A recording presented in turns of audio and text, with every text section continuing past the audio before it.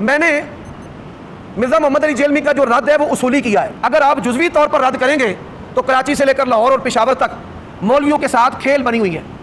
وہ ان مولویوں کی باتوں میں سے کمزور باتیں نکال کر ان کا مذاق اڑانا شروع کر دیتا ہے. مرزا محمد علی جو جیلمی صاحب ہیں ان کو دلیل کی ضرورت نہیں ہے, ان کو دماغی علاج کی ضرورت ہے. اور کالجوں یونیورسٹیوں میں پڑھنے والوں مولویوں سے بیزار لوگوں ذرا اپنے مرزے کا جائزہ لینا.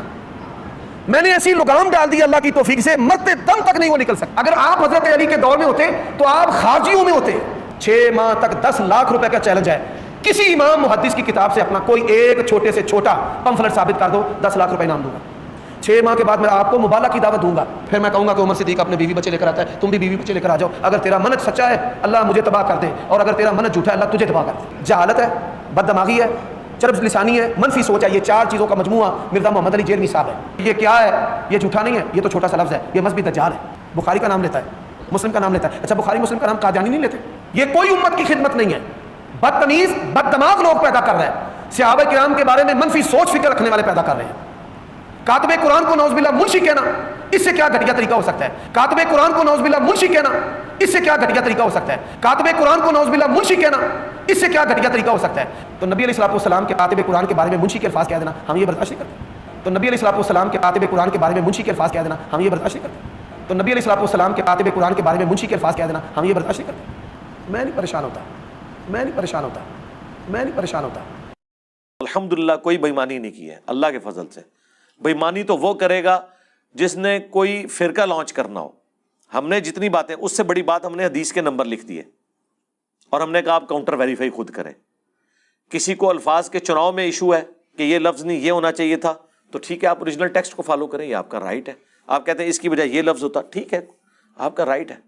دیکھیں اہل حدیثوں نے خود ترجمہ کیا ہے, مسلم شریف کا علامہ وحید الزمان نے, کہ حضرت ابو سفیان رضی اللہ تعالیٰ عنہ نے نبی الاسلام کو فتح مکہ پہ کہا کہ میرے بیٹے معاویہ کو اپنا منشی رکھ لیں. انہوں نے میرے خلاف کلپ بنایا کہ حضرت معاویہ کو منشی کہہ دیا. اندازہ کرو, وہ تواڈے ابے نے لکھی ہے, ترجمہ موجود ہے. وہ نہیں اس کی بجائے آپ کو کہنا چاہیے تھا کاتب. یار منشی لفظ کوئی نٹوریس ورڈ نہیں ہے. آج بھی منشی کی ایک بڑی ویلیو ہوتی ہے, سیٹ کے بعد منشی ہوتا ہے سب کچھ, وہ سارا ریٹن ریکارڈ رکھا ہوتا ہے. اس کو آپ نے نیگیٹو ورڈ کیسے شمار کر لیے جبکہ ترجمہ آپ نے خود کیا ہوا تھا. ہم نے دکھا بھی دیا, اپنے بزرگ کو رحمت اللہ علیہ کہہ رہے ہیں اور ہمیں گالی بنا کے, یہ گالی ہے بھی نہیں تھی, اور اگر دینی تھی تو اپنے بابے کو دو. بخاری مسلم میں ایک کاتب وحی ہے جو نبی علیہ السلام سے, جس نے خود سورہ آل عمران پڑھی تھی اور آپ کی وحی لکھتا تھا, مرتد ہو گیا. آپ نے فرمایا کہ زمین اسے قبول نہیں کرے گی. لاش دفناتے تھے تو زمین باہر پھینک دیتی تھی. لوگ کہتے تھے کہ محمد کے اصحاب نے ایسا کیا ہے, اوپنلی دفنایا گیا, پھر لاش باہر آ گئی, پھر ان کو پتہ چل گیا یہ غیبی معجزہ ہے. ظاہر ہے جس نے نبی علیہ السلام کی نبوت کو چیلنج کیا تو اللہ تعالیٰ اس طرح تو نہیں بھی اس کو چھوڑے گا. لہٰذا یہ باتیں کرنا, تو یہ باتیں کچھ اور ہیں.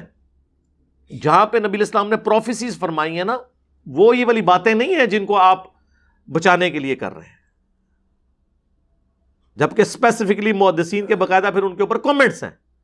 مثلا یہ کہتے ہیں جی وہ صحیح مسلم میں جو آپ حدیث بیان کرتے ہیں کہ حضرت معاویہ رضی اللہ تعالیٰ عنہ کو بلوانے کے لیے ابن عباس کو بھیجا, اللہ کے محبوب علیہ السلام نے کہا معاویہ کو بلاؤ, تو میں نے اس سے کچھ لکھوانا ہے.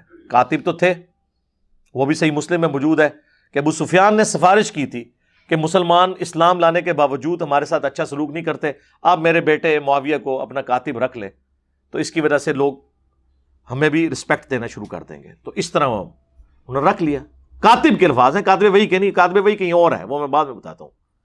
تو کاتب جب رکھوا لیا تو مسلم شریف میں ابن عباس کو بھیجا, وہ کھانا کھا رہے تھے. انہوں نے کہا یا رسول اللہ وہ تو کھانا کھا رہے ہیں. آپ نے کہا کہ اسے بلا کے لاؤ. دوسری بار گئے تو انہوں نے کہا میں تو کھانا کھا رہا ہوں. 3 بار ایسے ہی ہوا.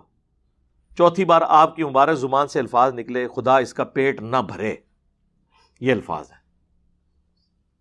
وہ کہتے ہیں نہیں جی مسلم شریف میں اوپر ایک حدیث ہے کہ نبی علیہ السلام نے کہا اے اللہ میں بھی ایک انسان ہوں, بعض اوقات میری زبان سے کسی کے لیے کوئی ایسے الفاظ نکل جاتے ہیں, اگر میں بدعا کسی کو دے دوں تو اسے دعا بنا دینا. تو یہ حضرت معاویہ کو دعا دی تھی, بیسیکلی ہے بدعا تھی لیکن دعا بن کے لگی. ہم کہتے ہیں وہ حدیث آپ ذرا غور سے پڑھیں. اس حدیث میں الفاظ ہیں کہ اے اللہ میں اگر کسی کے بارے میں ایسی بات کر دوں اور وہ اس کا اہل نہ ہو، ورنہ تو حضور کی ساری دی ہوئی بدوائیں دعائیں مان جائیں گی، پھر تو حضور کو بدوا دینی ہی نہیں چاہیے. پھکی والا جواب ہے. اگر وہ اہل نہ ہو تو اسے دعا بنا دینا، اور اگر اہل ہوگا تو بدعا لگے گی. تو ہم محدثین سے ہی پوچھ لیتے ہیں کہ یہ کیا تھا. اگر یہ کہتے ہیں نا کہ دعا بن گئی تھی تو ہم پھر بتاتے ہیں دعا کیسے بنتی ہے. اگر یہ دعا ہے نا تو صحیح بخاری میں موجود ہے، انس ابن مالک کہتے ہیں مجھے نبی علیہ السلام نے دعا دی تھی کہ تیری اولاد کثرت سے ہو، میں 100 سے زیادہ اپنی اولاد میں سے لوگ دفن کر چکا ہوں، 120 سال کی عمر میں فوت ہوئے آلموسٹ. تو یہ دعا نظر آ گئی نا کثرت اولاد کی. تو اتنی کثرت سے ہوئی کہ 100 زیادہ دفنائے ہیں، تو اور بچے کتنے ہوں گے، جبکہ چھوٹی عمر میں شادیاں ہو جاتی تھی اس وقت، اور ایک سے زیادہ لوگ شادیاں عرب کے کلچر میں کرتے تھے. تو دعا نظر آئی نا. اب یہاں پہ اس دعا کی اگر یہ دعا بنی ہے نا، پھر یہ ہوگا کہ حضرت معاویہ رضی اللہ تعالیٰ عنہ ایک لقمے لگاتے تھے تو ان کا پیٹ بھر جاتا تھا. یہی ہونی چاہیے نا. یہ خدا اس کا پیٹ نہ بھرے، اس کا الٹ کیا ہوگا کہ تھوڑا سا بھی کھا لے تو اس کا پیٹ بھر جائے. یہی ہونا چاہیے نا. یہ دعا تو پھر اس سے ہی بنے گی نا، ریورس بنتی ہے نا. کسی کا کھانے کے باوجود پیٹ نہ بھرنا، یہ تو بدعا ہی ہوگی نا. وہ ریورس ہوتا ہے اس کا. دعا بن گئی تو پھر تو یہ ہوگا کہ وہ تھوڑا سا کھاتے تھے ان کا پیٹ بھر جاتا تھا. تو جناب آپ کتاب الاوائل کھول لیں، امام ابن ابی عاصم کی کتاب.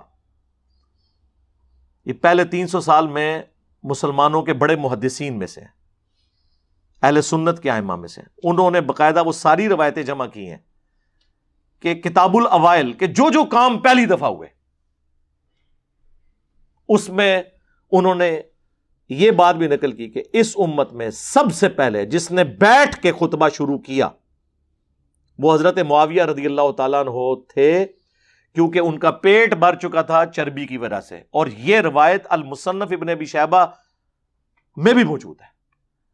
تو پریکٹیکلی ان کا پیٹ بڑا ہو گیا تھا، وہ کھڑے ہو کے خطبہ نہیں دے سکتے تھے. کھڑے ہو کے خطبہ دینا سنت ہے جمعے کا، ان کو بیٹھ کے ممبر پہ خطبہ دینا پڑتا تھا.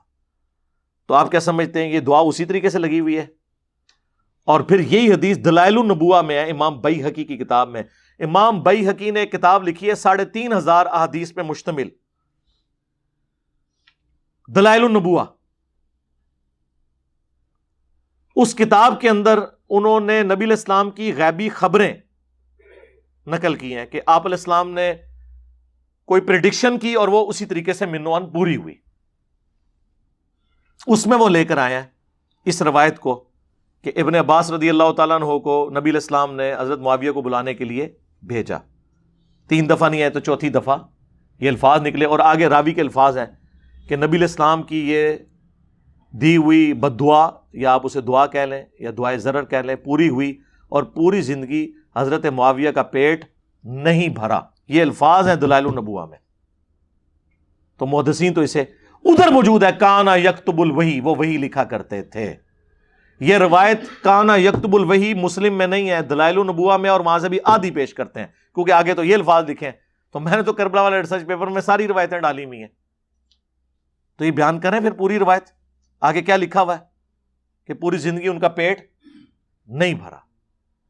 تو وہ اسی طریقے سے اسے پھر ہم پوچھتے ہیں دلائل النبوہ میں کیا کر رہی ہے یہ حدیث؟ کوئی خبر اس میں سے نکلتی ہے نا، تو یہی خبر نکلی ہے اور کیا نکلی ہے.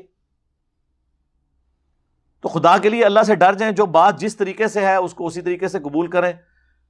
خام خواہ اس طرح سے آپ کسی کو ڈیفینڈ کرنے کی کوشش کریں گے تو اس کا پھر رزلٹ کوئی نہیں نکلنا، سوائے اس کے کہ مسلمانوں میں انتشار پیدا ہوگا، اپنی کتابوں سے ان کا اعتماد اٹھ جائے گا. اور آپ اس طرح کی یعنی سوالات کر کے کہ جی وہ نبی علیہ السلام کو آپ ایک بندے کو بچانے کے لیے. اور مفتی احمد یار خان نعیمی صاحب جو گجرات میں بریلویوں کے بہت بڑے مفتی تھے، انہوں نے باقاعدہ ایک کتاب لکھی امیر معاویہ رضی اللہ تعالیٰ عنہ. اس میں انہوں نے پوری کوشش کی نا، ان کی اس طرح کی حدیثیں، وہ تو اس چیز کے ماسٹر ہیں. جال حق میں آپ دیکھ لیں انہوں نے عقیدوں میں کس طریقے سے کان لا کے یہاں تک پکڑے ہوئے ہیں. وہ قرآن میں آیا نا کہ قرآن کے ساتھ کی کو کتاب لے آؤ اور جتنے بھی جن و انس میں تمہارے مددگار ہیں انہیں بلا لو. کافروں کو اللہ نے چیلنج دیا سورۃ البقرہ میں اس سے انہوں نے بابوں سے مدد مانگنا ثابت کی ہوئی ہے کہ اللہ تو خود کہتا ہے کہ مدد مانگو. یہ اس بندے کا انٹلیکچوئل لیول تھا. تو ظاہر ہے پھر ایسے ہی بندے کی کمپیٹنسی ہے کہ وہ حضرت امیر معاویہ رضی اللہ تعالیٰ عنہ سے متعلق باتوں کا دفاع کرتا. اس نے اس کتاب میں اس کو ڈیفینڈ کرنے کے لیے یہاں تک لکھا کہ ہو سکتا ہے ابن عباس نے جا کے حضرت معاویہ کو بتایا ہی نہ ہو کہ حضور آپ کو بلا رہے ہیں, وہ خود ہی کھانا کھاتے ہوئے دیکھ کے واپس آ گئے ہوں. تو میں اس سے کہنا اللہ سے بندے وہ تہاڈا منڈا نہیں سی ہے, حضرت عباس دا منڈا سی تے حضور دا کزن سی, فقیہ صحابی. بخاری مسلم میں آیا کہ سب سے قریب بٹھایا کرتے تھے حضرت عمر ان کو. باقی صحابہ کہتے تھے ہمارے بھی بچے ہیں, ان کا تہاڈے بچے تھے, پھر اے بچے بڑا فرق ہے. حضور کی وفات کے وقت صرف 13 سال عمر تھی, لیکن بڑے بڑے صحابہ ان کے سامنے طفل مکتب تھے. ظاہر ہے دعا تھی کہ اللہ ابن عباس کو قرآن کا علم عطا فرما. صحیح بخاری میں نبی علیہ السلام کی قرآن کے علم کے بارے میں ان کے لیے دعا ہے. تو اس نے کہہ دیا ابن عباس نے, تو اس کا تو مطلب یہ ہے کہ نبی علیہ السلام نعوذ باللہ بغیر تحقیق کے ہی ابن عباس کی بات پہ اعتبار کر کے تو حضرت معاویہ کے بارے میں یہ بات کر دی. یہ تو بات رسول اللہ کے تک چلی جائے گی. تو انہوں نے ایک بندے کو بچانے کے پیچھے یہ کرنا شروع کر دیا. ہمیں کوئی شوق نہیں یقین کریں یہ باتیں کرنے کا, لیکن چونکہ ہماری پوری ڈاکٹرن ختم ہو جاتی ہے اس حوالے سے کہ ہم تو قرآن و سنت کو حجت مانتے ہیں. اب یہ تو نہیں قرآن و سنت میں ہم نے وہی حجت ماننا ہے جو کسی ایک فرقے کو سپورٹ کر رہا ہے. سب کچھ ٹوٹیلٹی میں دین کو لے کے چلنا ہے.